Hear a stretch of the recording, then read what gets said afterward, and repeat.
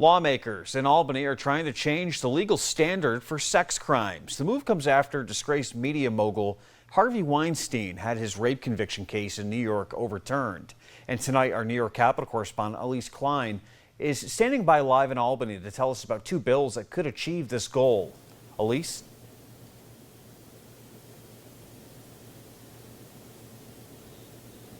Nick, good evening. These two bills in Albany here seem to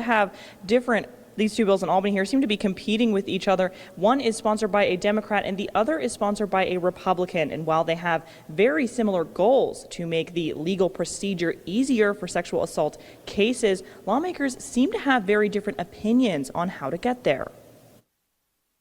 Before the end of this year's legislative session, lawmakers are hoping to revise a legal standard that allowed Harvey Weinstein's rape conviction to be overturned by the state's highest court. There are two bills trying to achieve this goal in different ways. One bill sponsored by Democrats would allow for prior sexual offenses to be admissible in court for sex crime cases. Many of us believe that victims of sexual offenses deserve to have their stories told and are relevant to a case against someone who has a history, allegedly, of that type of behavior.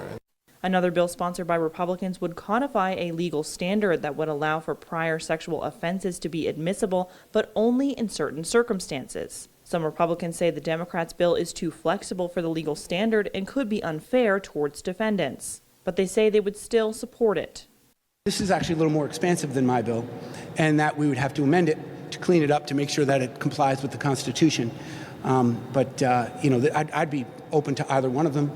Senator Gianaris argues his bill is a more comprehensive approach to closing what he calls a gap in the state's law. His would do nothing other than codify the confusing state of the law that led to this decision in the first place.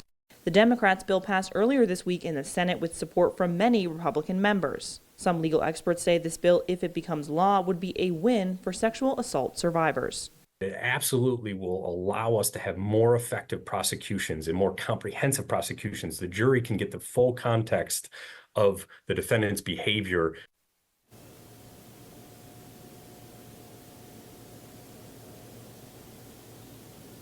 The Democrats' bill has to pass in the Assembly before going to the governor's desk for her review, and the Republicans' bill is still in committees. Nick, back to you.